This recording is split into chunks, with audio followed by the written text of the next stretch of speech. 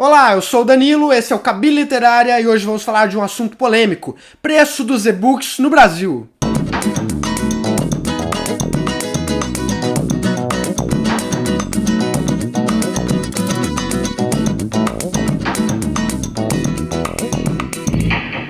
Resolvi criar esse vídeo por conta de uma postagem que eu acompanhei pelo Facebook, falando justamente sobre o preço dos e-books, como era de se esperar, e o que eu vi foi muito senso comum, foi muita gente falando aquilo que outras pessoas já tinham falado para elas antes, sem que elas tivessem ido atrás, sem que elas tivessem tido o desconfiômetro de pesquisar no Google que fosse, para ter certeza de que aquelas informações eram verdadeiras.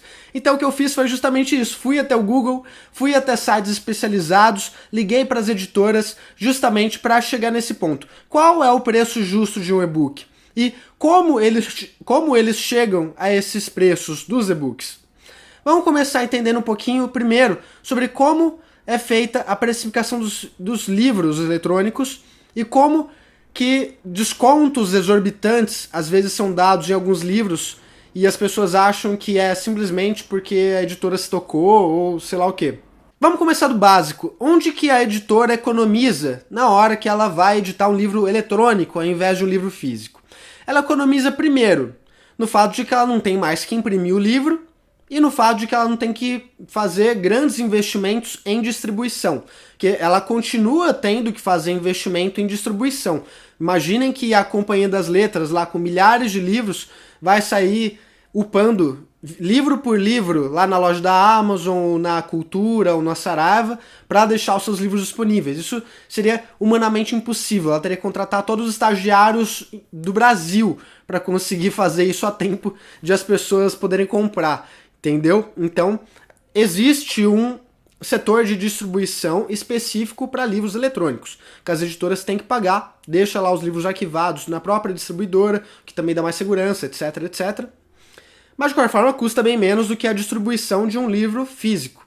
Isso dá mais ou menos uns 20% de economia para a editora, tá? O fato de que ela não tem que fazer grandes investimentos em distribuição, nem imprimir o livro. Ela também vai economizar no desconto comercial, porque lojas físicas cobram muito mais para deixar os livros das editoras disponíveis do que lojas eletrônicas online. Então você pega, por exemplo, sei lá, uma livraria Cultura, livraria Saraiva, Travessa, lojas físicas. Elas cobram, em média, 50% do preço de capa. Então se você está lá pagando R$40 num livro, R$20 vai só para a loja, os outros R$20 é que vão para a editora. E a editora vai ter que pagar o autor ou direitos autorais estrangeiros, ela também vai ter que pagar as despesas administrativas, ela vai ter que pagar o distribuidor dela, ela vai ter que pagar um monte de coisa. E lá, depois o que sobrar, que realmente vai ser lucro da empresa. Mas voltando ao livro eletrônico. O livro eletrônico também vai ter desconto comercial, porque a Amazon, a Cultura, no caso do Kobo, ou a própria Saraiva, na Saraiva Online, não vão deixar lá os livros online disponíveis na loja deles de graça. Mas até onde se entende, é menos do que 50% do que você está pagando. Sendo menos do que 50% do que você está pagando,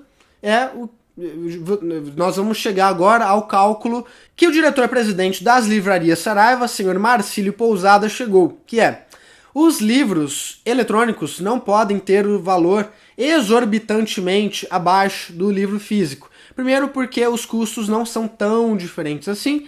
Segundo, porque, sei lá, desvalorizaria o livro físico, não sei, alguma ideia ridícula assim. Mas o cálculo que ele chegou é interessante até. Ele disse que o palpite dele seria de que os livros eletrônicos teriam de ser 30% abaixo, né, o valor, o custo final para o consumidor, do que os livros físicos, que é o que acontece hoje em dia, curiosamente. Se você pegar lá a lista dos mais vendidos da Veja, você pegar a média do preço dele físico, você pegar a média do preço dele online, né, você dá uma olhadinha na Amazon, na Cultura, na Saraiva, enfim, você vai ver que isso é cumprido. Você vai ver que a maioria dos livros, inclusive os best-sellers, aliás, principalmente os best-sellers, estão lá com os seus 30% de desconto. Algumas editoras, como a LPM, investem até mais. Eles têm aquela coleção 64 páginas, que justamente por terem apenas 64 páginas, são mais baratos. Então o livro físico custa em média R$5 e o livro eletrônico custa seus R$3. Isso dá 40% de desconto. Na hora que você coloca no seu bolso R$2, você fala, pô, R$2, né? Não é tanto assim. Mas se você parar para pensar que são 40% de desconto, são 40% de desconto, mais do que os 30% que o diretor-presidente da Saraiva tinha palpitado.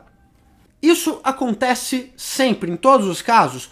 Não. Justamente, na postagem do Facebook, a qual me referi no começo desse vídeo, a garota, que eu não vou citar o nome, falava que ela tinha ido atrás de um livro da Marta Medeiros, o livro novo dela, Graça da Coisa, que justamente também é da LPM. E o que ela falou é, o desconto que estão me dando para adquirir o livro eletrônico é de cerca de 9%. Porque a média do livro físico dela está em R$28 e a média do livro eletrônico está em R$26. Agora, se você parar para pensar que não é todo o catálogo da editora que está nessa situação, se você parar para pensar que não são todos os livros, muito menos os best-sellers que estão nessa situação, não dá para generalizar e simplesmente falar os e-books no Brasil estão o mesmo preço do físico. Porque não é verdade. Então vamos parar para pensar um pouquinho nesse caso específico. Por que será que o livro novo da Marta Medeiros está nesse preço?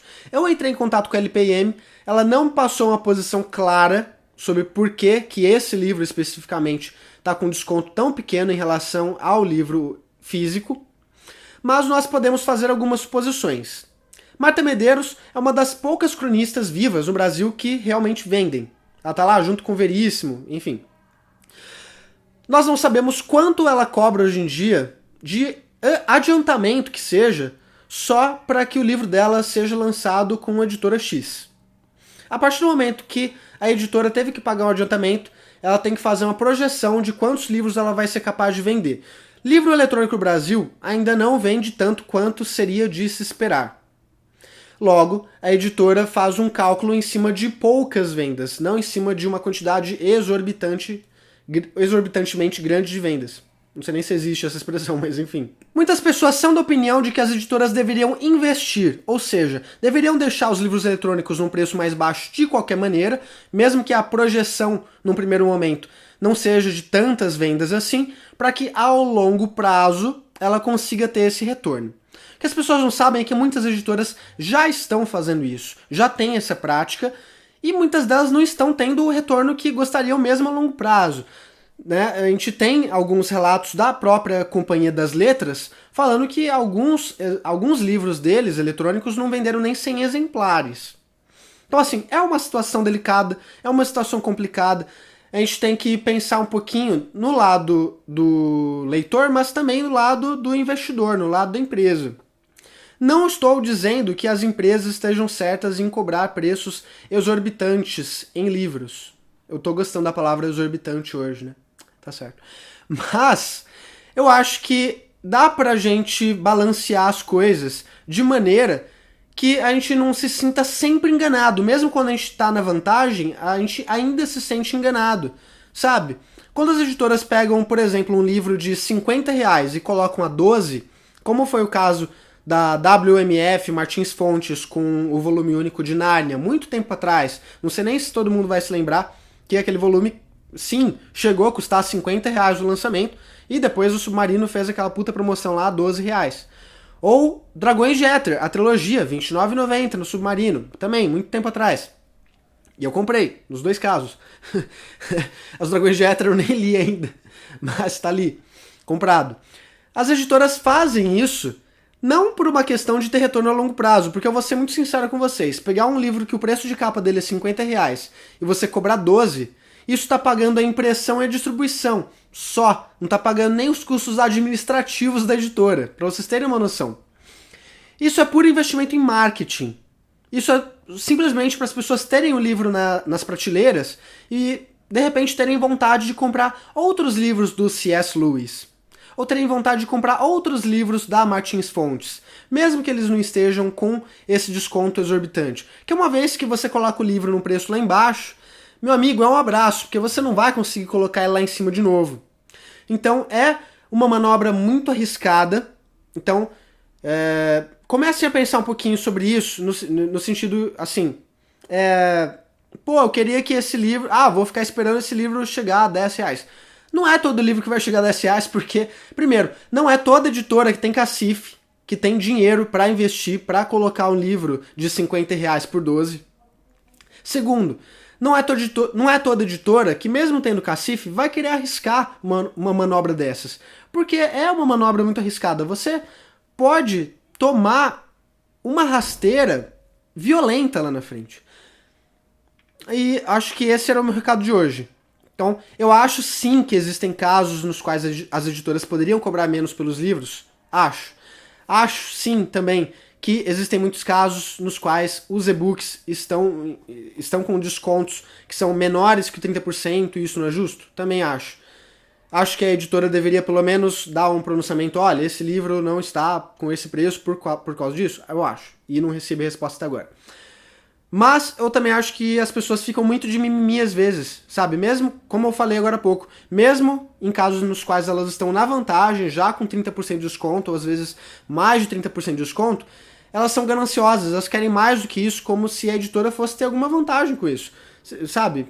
Pô, pra que a editora vai colocar mais do que 30%, sendo que ela vai ter prejuízo com isso? Sabe? Salvo os casos nos quais ela tá querendo realmente investir em marketing, ela não vai fazer isso, sabe? Um abraço, desculpa. E esse era o meu recado de hoje. Se vocês tiverem as suas próprias opiniões, tragam os seus próprios argumentos, por favor, não só as suas opiniões, e coloquem aí embaixo. Esteja à vontade também para clicar em gostei ou não gostei. E é isso. Fiquem à vontade também para se inscrever no canal. A gente tem mais ou menos 3 vídeos por semana, é bastante coisa e vocês não vão querer perder. Obrigado por acompanhar até aqui e até a próxima.